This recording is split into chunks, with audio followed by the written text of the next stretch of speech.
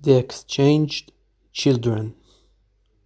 Once there was a king who had a maid in his house to work for the queen. It can be assumed that a cook would not have been allowed into the king's presence, but this was a maid of low stature. The time for the queen and the maid to give birth coincided.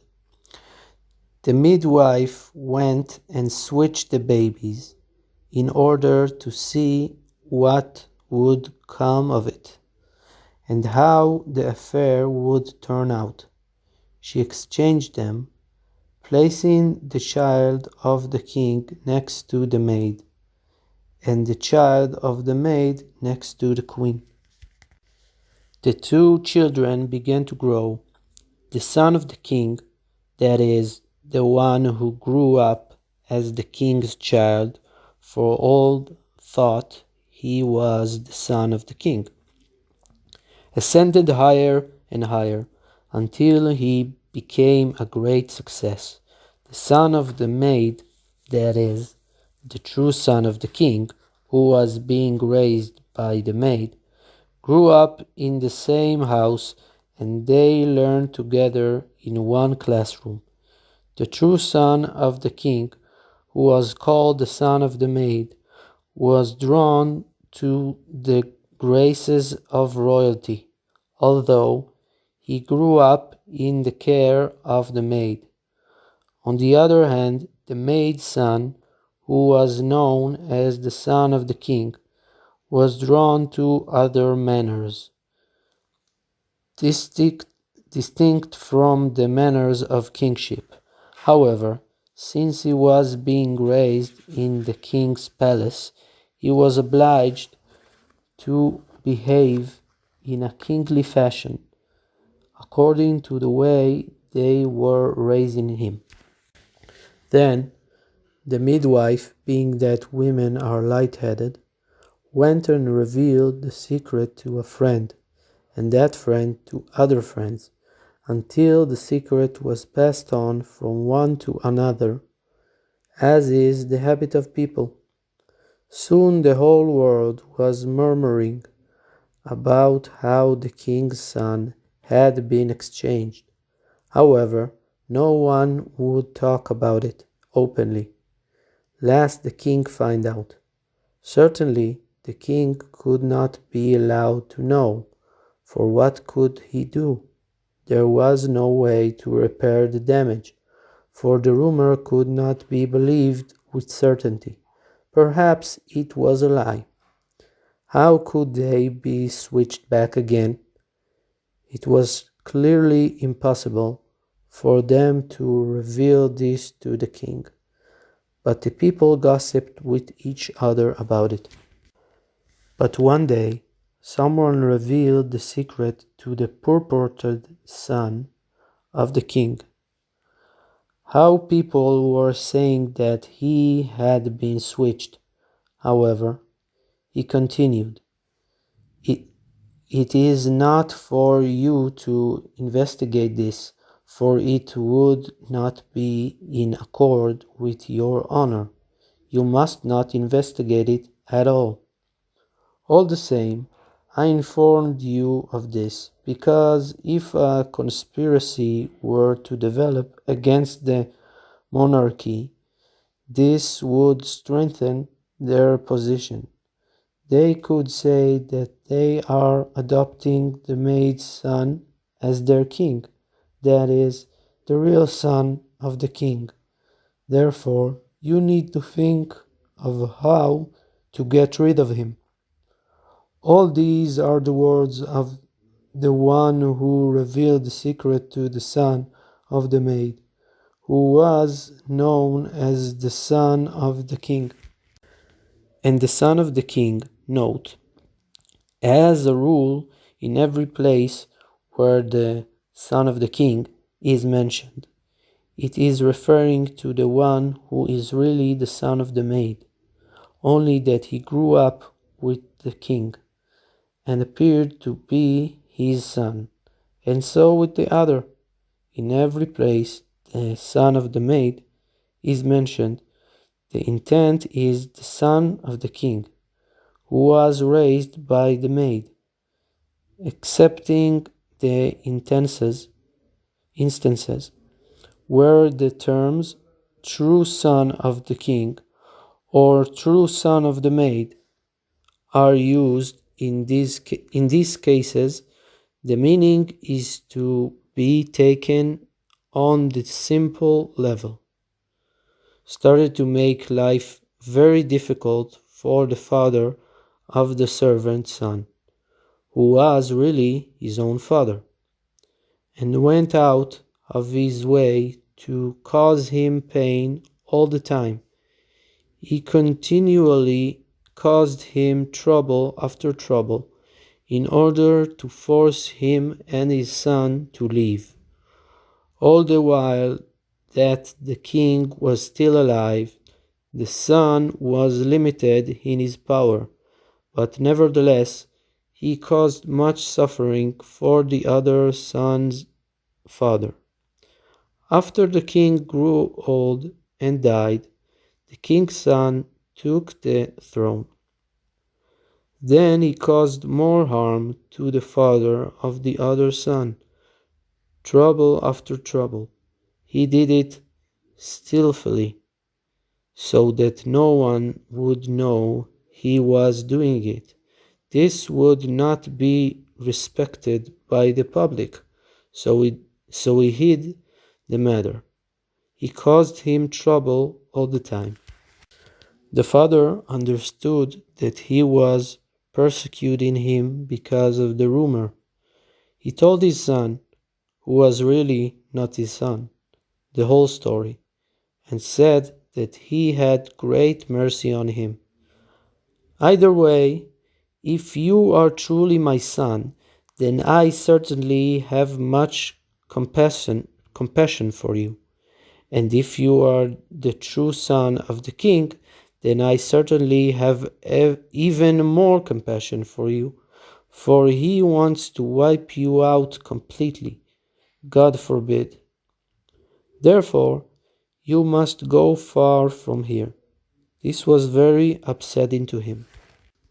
However, the son of the king continued to shoot his arrows of malevolence at him, one after another, until the servant's son decided to leave. His father gave him a large sum of money, and he went his way. He was very resentful that he had been exiled for no reason. He said to himself, "How is it that I deserve to be banished? If I am really the king's son, I surely do not deserve it. And if I am only the servant's son, I still should not have to flee from no reason. What is my crime?" He was very bitter, and he thus took to drinking and visiting brothels. He wanted to pass all his days drunkenly pursuing his desires because of having been banished without justification. Meanwhile, the king ruled the nation with a strong hand, and when he heard people murmuring and gossiping about the exchange, he would deal with them cruelly. He ruled with intimidating might. One day, the king and his ministers went hunting and came to an attractive place beside a river. They made a camp there, rested, and went walking. The king lay down to rest, and this affair came to his mind, how he had banished the son of the servant without justification. Either way one considered, it seemed wrong.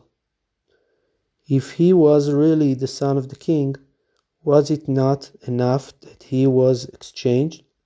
Should he have to suffer banishment as well? And if he was not the son of the king, he certainly did not deserve to be banished. What was his sin? The king thought about it and regretted the great sin and evil he had done. However, he had no idea what to do about it. He could not talk about it with anyone else to get advice. He thus became very depressed and told his ministers they would return home now. Since he was weighed down by worry, there was no point in continuing the excursion. So they returned home. When the king went back to his routine, he had a number of important issues to attend to. He became immersed in his affairs and forgot about the issue. Meanwhile, the true king's son, who had been banished, and who had did what he had done and wasted all his money, went alone on a trip. At one point, he lay down to rest and began thinking of all that had befallen him. He thought, "What is this that God has done to me? If I am the son of the king, I certainly don't deserve this. And if I am not, I also don't deserve it to be a banished fugitive." Then he came to the conclusion to the contrary. If God decided to do such a thing, to have the king's son replaced, and that he should endure all of this, am I justified in behaving the way I did? Was that appropriate behavior on my part? He began to feel sorry and to regret his deeds. But after that he returned home and went back to the drinking. Still, since he had started to regret, the thoughts of regret and repentance began to bother him all the time. One night, he went to sleep and dreamed that in a certain place, on a certain day, there would be a fair. He should go there and accept the first job he would happen to find, even if it would be beneath his dignity. Then he awoke, but the dream entered deeply into his thoughts. Sometimes a thought passes immediately from one's mind, but this dream stayed on his mind. However, it was difficult for him to accept doing this, so he drank even more heavily. He dreamed the dream several times more, and it disturbed him greatly. Once he was told in the dream, "If you want to have pity on yourself, do this." He felt obliged to obey the dream. He left the remainder of his money in his lodgings, his expensive clothes. He took the simple working clothes and traveled to the fair. When he got there, he met a merchant who asked him, "Would you like to do some work?" "Yes," he answered. He said, "I need someone to lead my animals. Can I hire you for that?" He did not have a chance to think twice about it because of the dream. He answered immediately, "Yes," and the merchant hired him immediately. The merchant immediately began to use him domineeringly, as is the way of masters with their servants. He began to ask himself, "What have I done?" It certainly was not appropriate work for him. He was a tender person, and now he would have to lead animals, going on foot alongside them. However, it was too late to change his mind. The merchant commanded him in the way of a master. He asked the merchant, "How can I go alone with these animals?"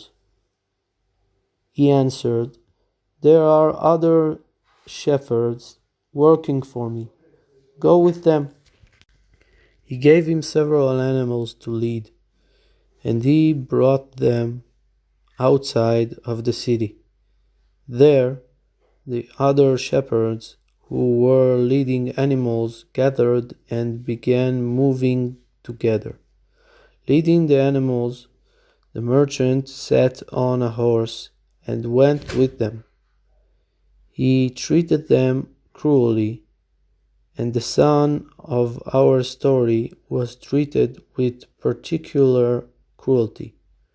The son was very frightened by the merchant, for he saw the great cruelty that was directed specifically at him. He feared that the merchant would give him one mighty whack with his stick and kill him. Being that he was frail, this appeared possible. He went with the animals, with the merchant accompanying. They came to a resting place. They took the sack of bread for the shepherds, and the merchant gave them to eat. They also gave the son bread, and he ate. After this, they went into a very thick forest, where the trees were practically adjacent to each other. Two animals that had been in the son's charge became lost. The merchant shouted at him, so he went to try to catch the animals, but they only escaped farther away. He continued chasing. Because the forest was so thick, as soon as they entered it, they lost sight of one another. He immediately disappeared from the view of his companions. He went chasing after the animals, but they escaped ever farther. He chased a long time until he found himself deep in the forest. He thought to himself, "Either way, I will die. If I return without the animals, the merchant will kill me." So it seemed to him, due to his great fear of the merchant. "And if I stay here, I will die from the wild beasts of the forest." But he concluded, "Why should I go back to the merchant? How can I go back without the animals?" He had a great fear of the merchant. So he continued chasing the animals, but they eluded him. Presently, night fell. He had never before been in such a situation, sleeping alone in the night in a thick forest such as this.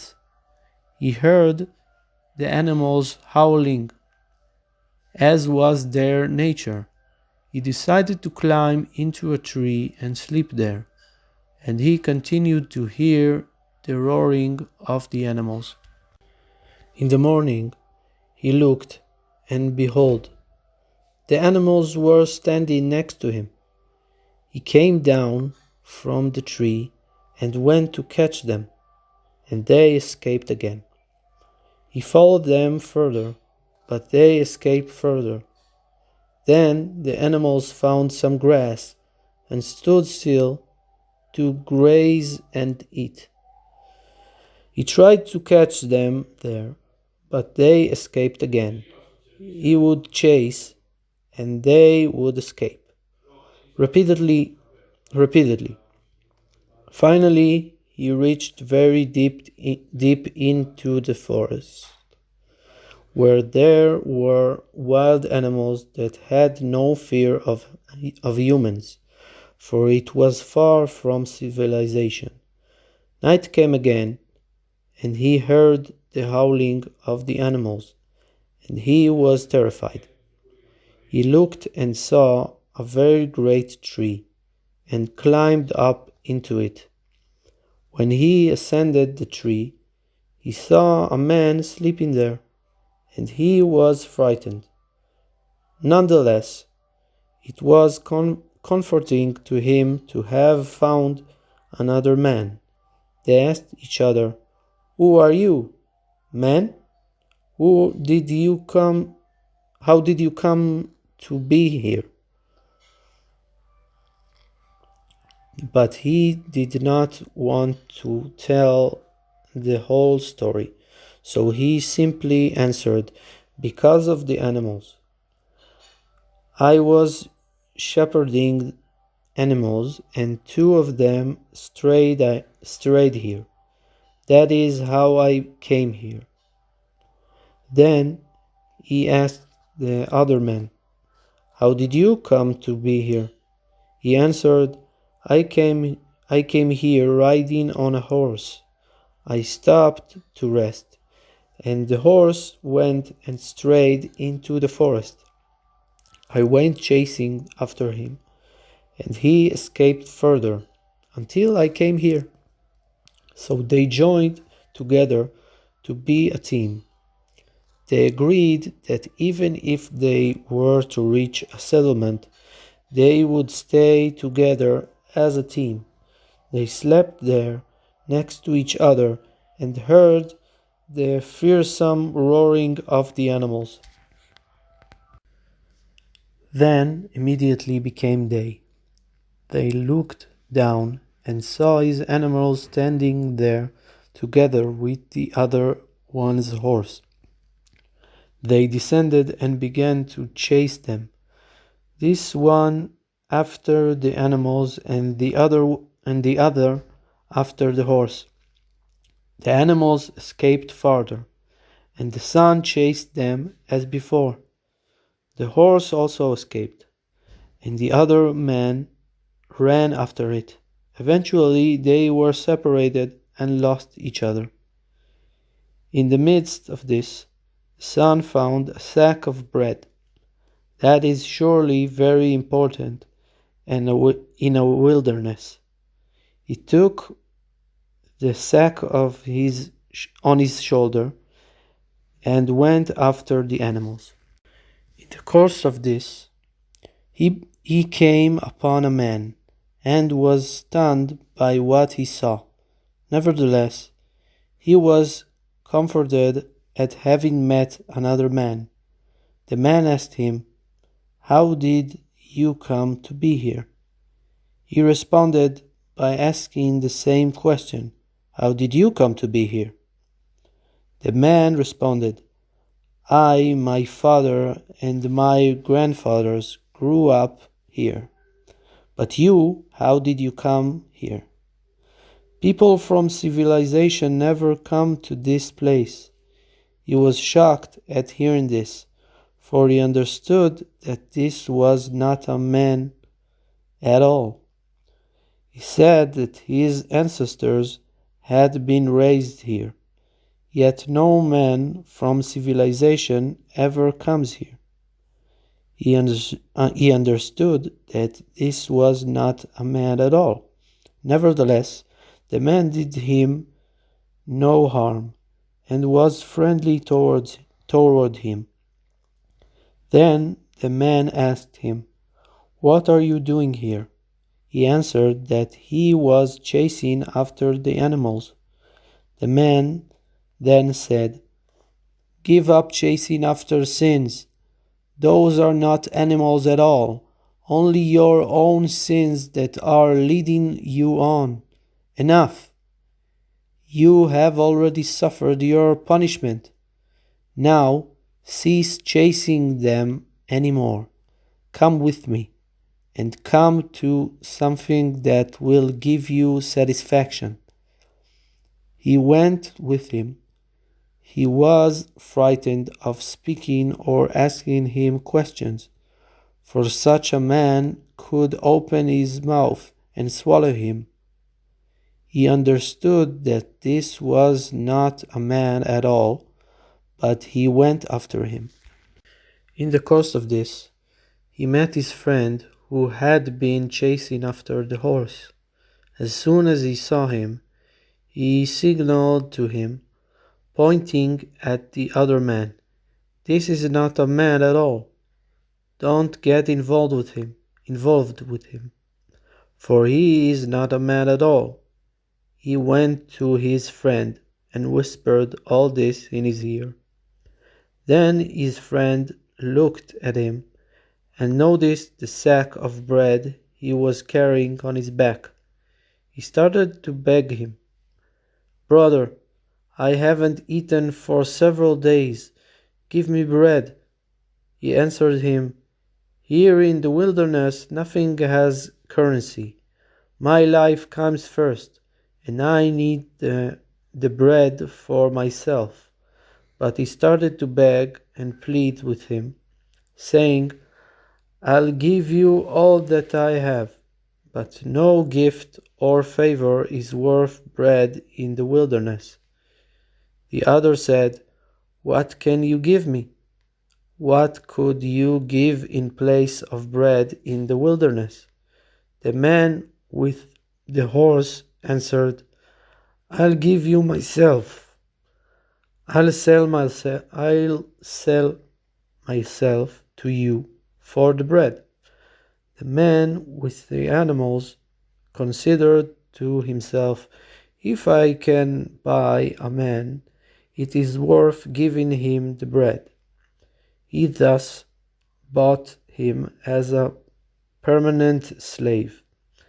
He had him swear that he would remain a slave, even after they came to a civilization.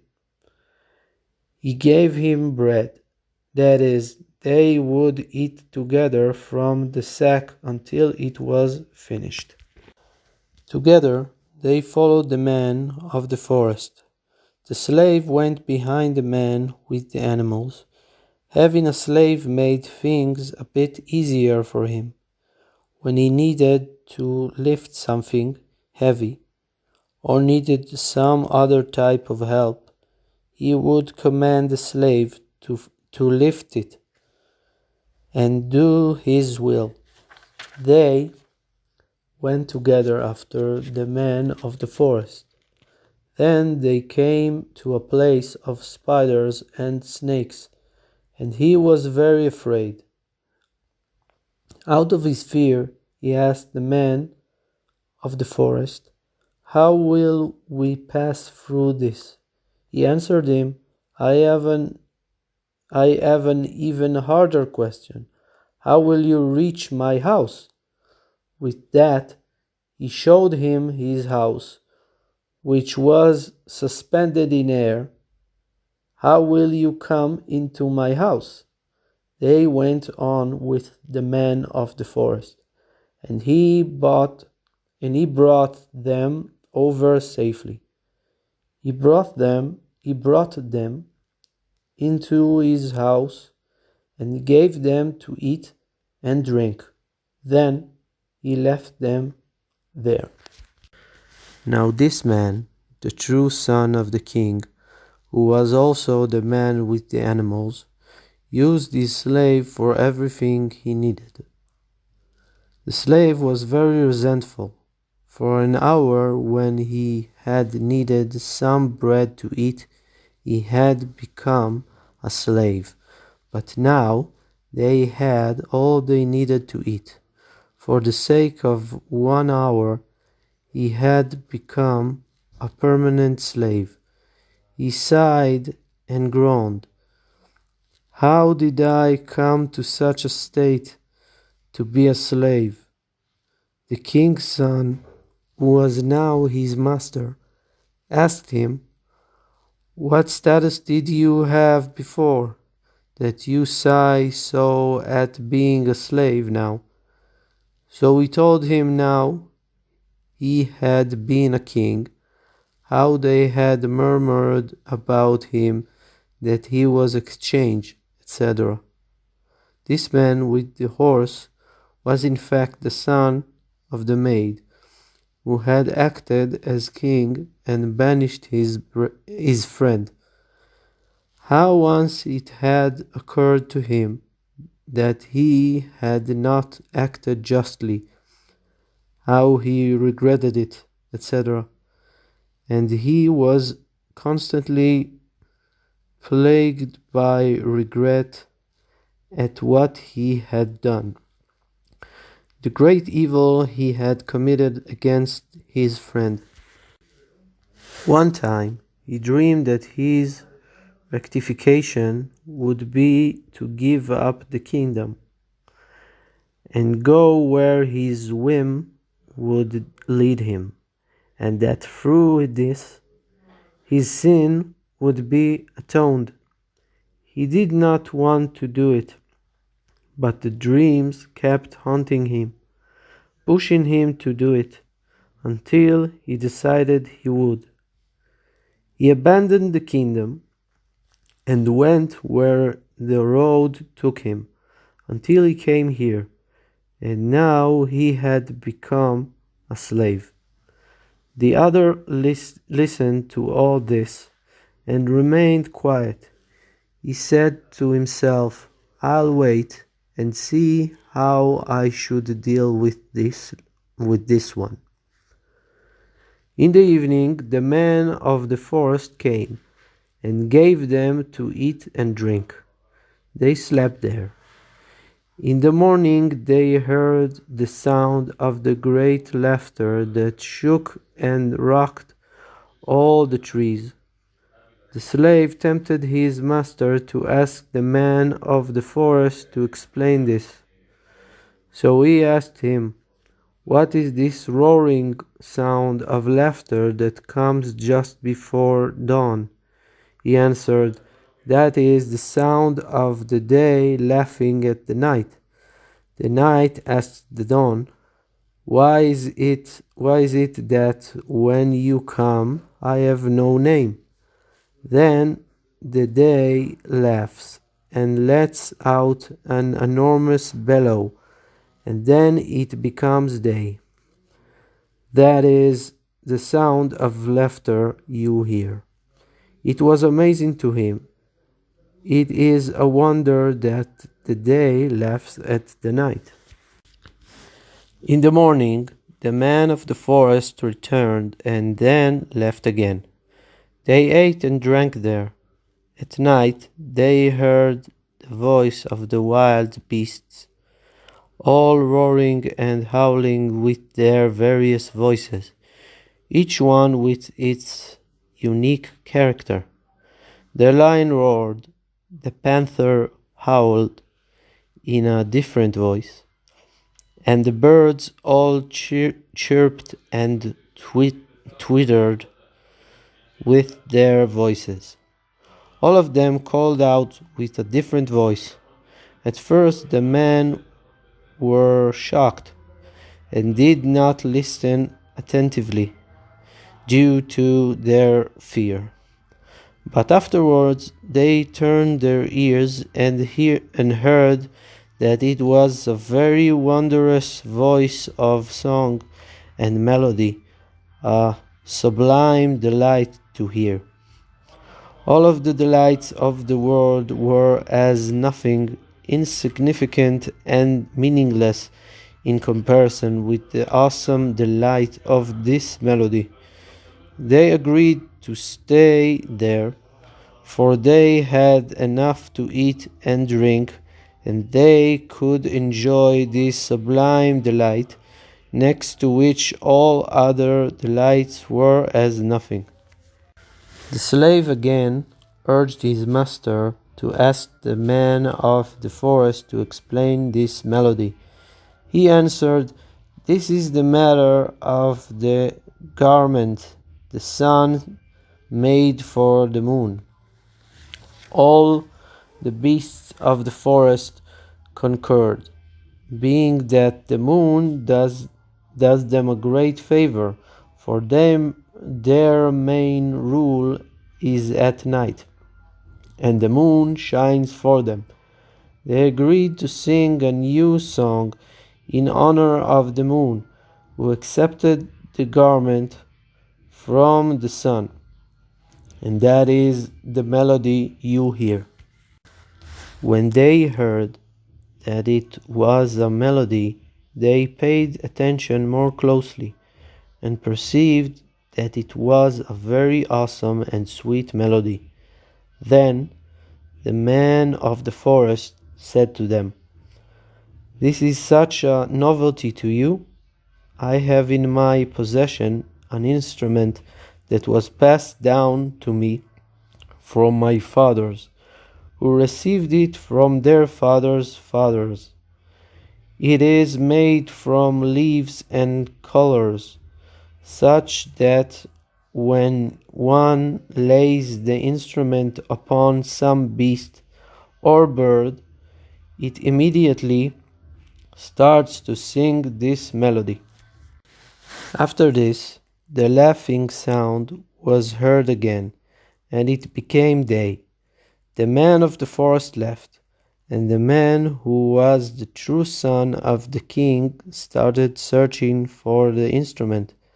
He searched the whole room without finding it, and he feared looking any further. Both of them, this is the master who was the true son of the king, and the slave who was really the son of the maid, and who had held the throne for a time, were afraid to ask the man of the forest to take them to civilization. The man of the forest returned, took the instrument, and gave it to the true son of the king, saying, "I give this instrument to you, and as for your slave, know how to deal with him." Then they asked him, "Where are we to go?" He answered that they should inquire after the country known as the foolish country with the wise king. They asked, "Where should we begin asking after a country such as this?" The man of the forest pointed with his finger in that direction. Then he said to the true son of the king, "Go there, to that state, and there you will come to your greatness." They went on their way. They longed to find some animal or beast on which to try the instrument, to see if it would play, but they did not see any animal. Later, they came to a settlement and found a farm animal, placed the instrument on it, and it began to play. They went on until they came to the above-mentioned country. The country was surrounded by a wall, and one could only enter through one gate. One needed to follow the wall a long way until one came to the gate. So they followed the wall until they arrived at the gate. Those at the gate did not want to let them enter, for the king of the country had died, and his son had taken his place. The king had left a will, stating, "Though until now the country had been named the foolish country with the wise king, now it will be called the wise country with the foolish king. Whoever restores it to the first name, the foolish country with the wise king, will become king." Therefore, they would not let anyone enter, save one who could accomplish this. They did not want to let him enter, And they asked him, "Can you restore the country to its former name?" He was not prepared to take on such a thing, so they were not able to enter. The slave argued. The slave urged him to return home, but he did not want to, for the man of the forest had told him to go to this country, and that here he would find his greatness.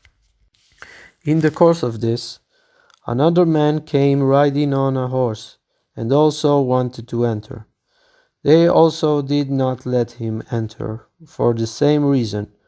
Meanwhile, the son of the king noticed the man's horse standing there, and he took the instrument and laid it on the horse, and it started to play the wondrous melody described before. The owner of the horse pressed him to sell him the instrument, but he was not willing. He asked him, "What can you give me in exchange for such a marvelous instrument?"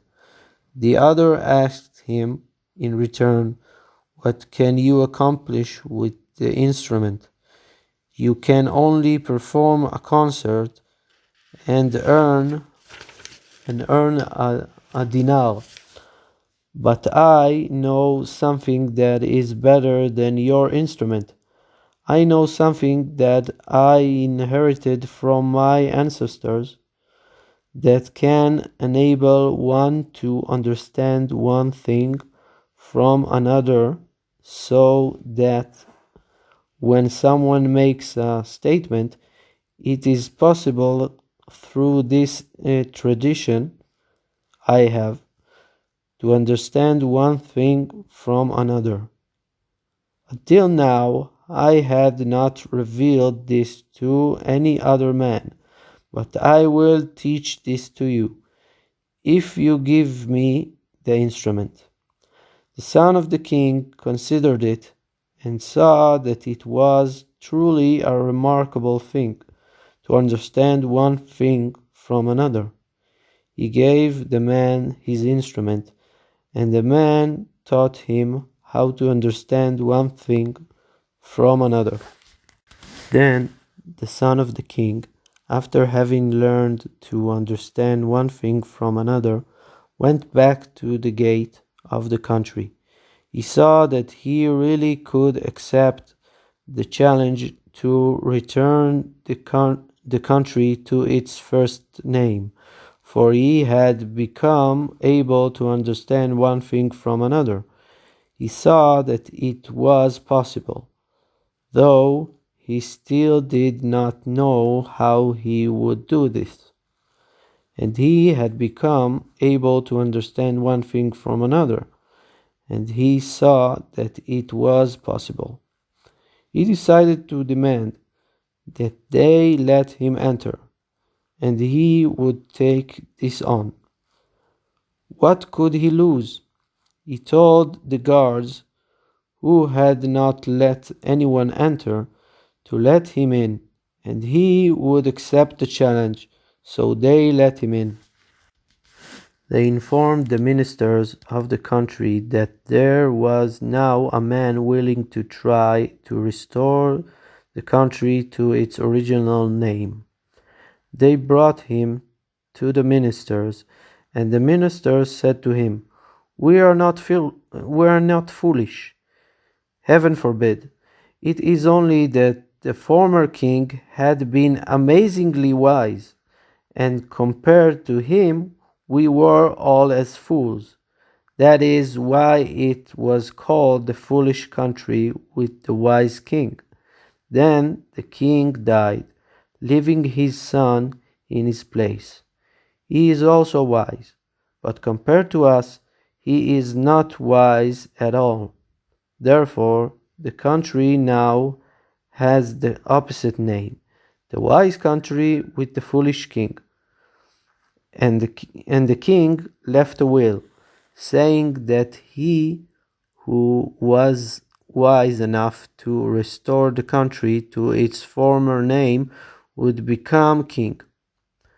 He commanded his son that when such a man would be found, he should abdicate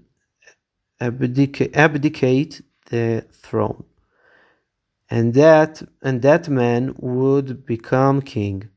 That is, such a wise man would have to be found that in comparison to him, everyone else would be a fool, and he would become king. Such a man could return the country to its first name, for people would again start calling it the foolish country with the wise king. They would all be as fools compared to him. Thus, know what it is you are taking upon yourself. All this the ministers said to him. The ministers continued, This will be the test.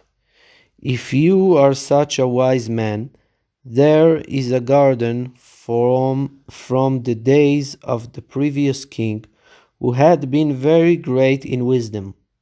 The garden is very impressive. Instruments of metal, of silver and gold grow there, and it is very wondrous and awesome. However, it is impossible to enter, for when one enters, they immediately start chasing him. They chase him until he screams, and he does not know what is happening or who is chasing him. They chase him all the way out of the garden. Therefore, we will see if you are truly wise. If you can enter this garden. He asked them if one would be beaten physically there. They said, the main thing is the chasing. The person does not know who is pursuing, and he flees in great terror. This is how people who had entered had described it to them. He went to the garden, that is, the true son of the king, and saw that there was a wall surrounding it. The gate was open, and no one was guarding it. Certainly, this garden needed no guard. He went along the edge of the garden. He looked and saw a man standing there by the wall, or more correctly, a statue of a man. He saw that above the man was a placard, and on it was written that this man had been king several hundred years ago, and in his time there had been peace. Before him there had been wars, and so after him, but in his time there had been peace. He perceived that everything was dependent on this man, for he was able to understand one thing from another.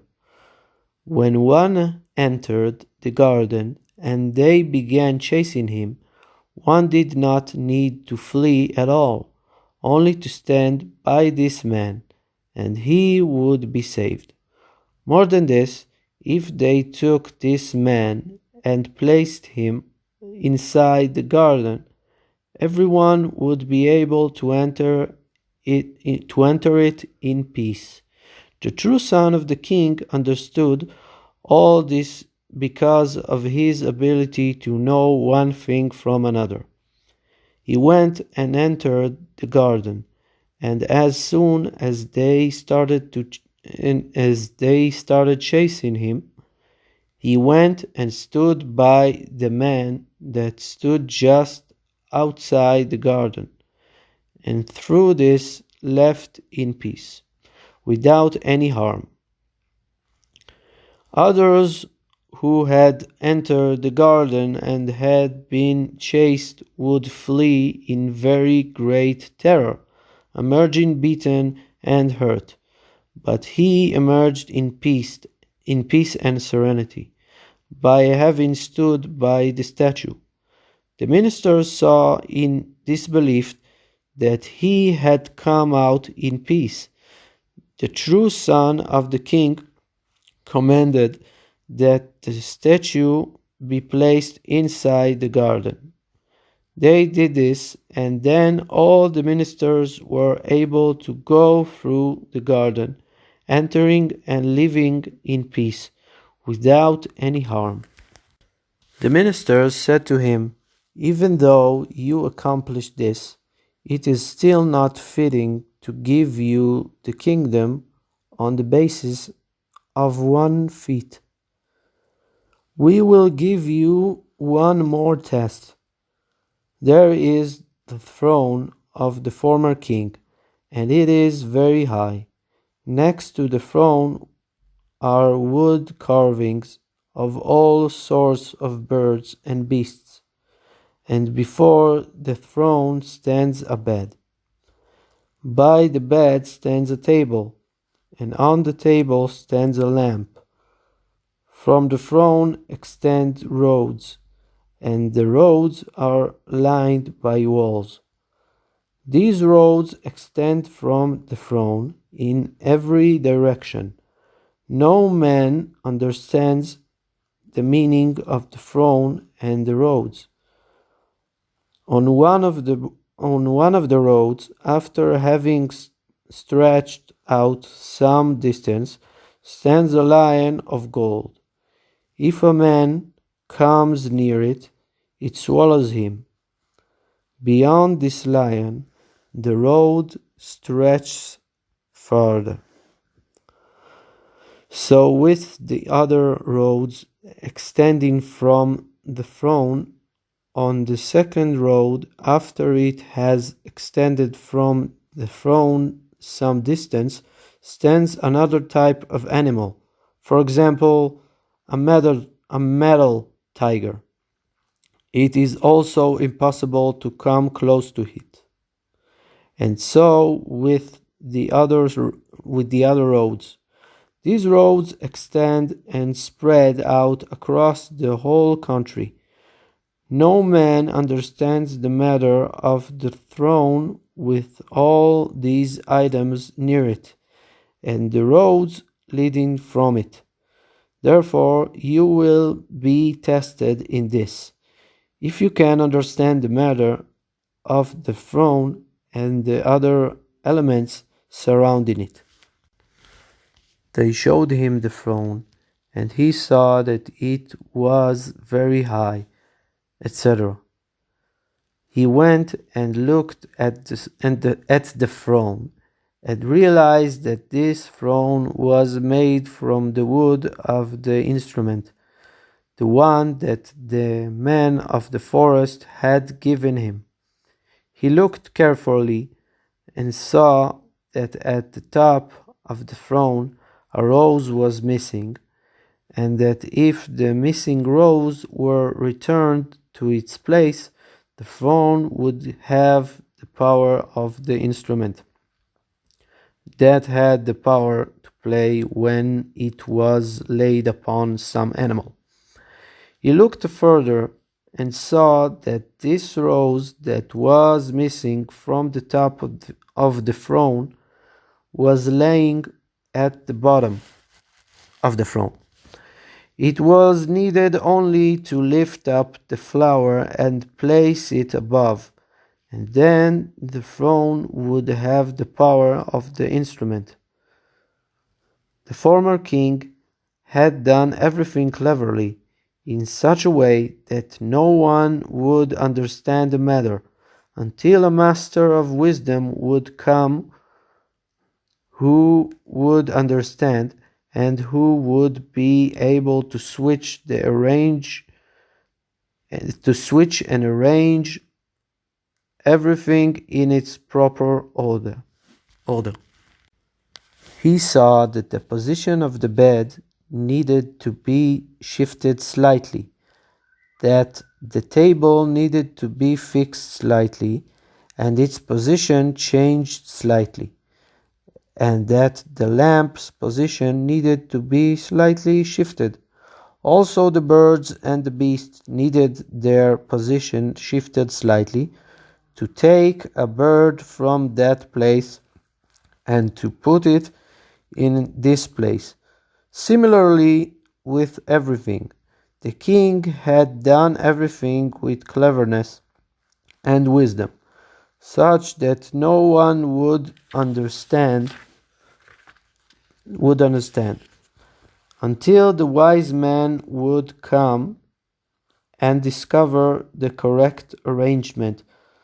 Similarly, with the lion that stood on the road, it needed to be put in another place. And so with all of them. He commanded that everything be put in its proper place. And then they all began to play the wonderful melody. And they all fulfilled their appropriate functions, and then they gave him the kingdom. Then the true son of the king, who now himself had become king, said to the son of the maid, "Now I understand that I am truly the son of the king, and you are truly the son of the maid." Notes: after Rabbi Nachman told this story, he said the following: in the first generations, when they discussed the Kabbalah, they would speak in this language. Until Shimon Bar Yochai, they did not discuss the Kabbalah openly. Only Rabbi Shimon revealed the Kabbalah openly.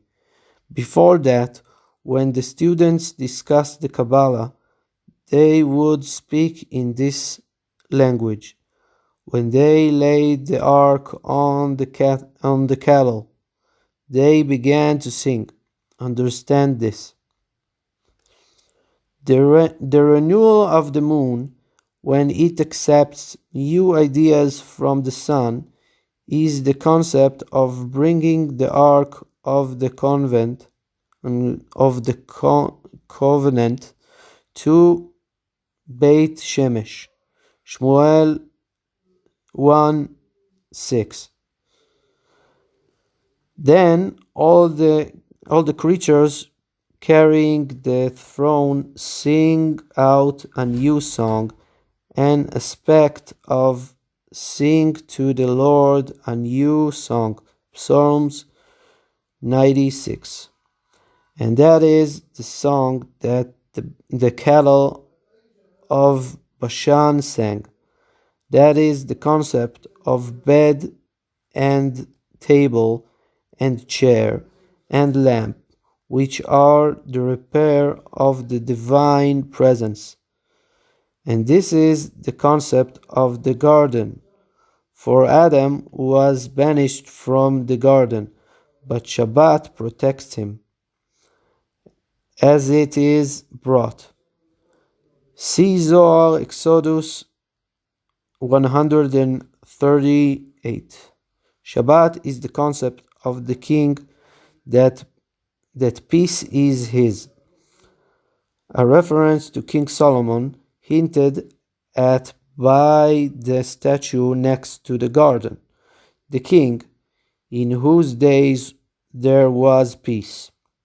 Therefore, he, son of the king, stood next to Shabbat, and the rest was not explained.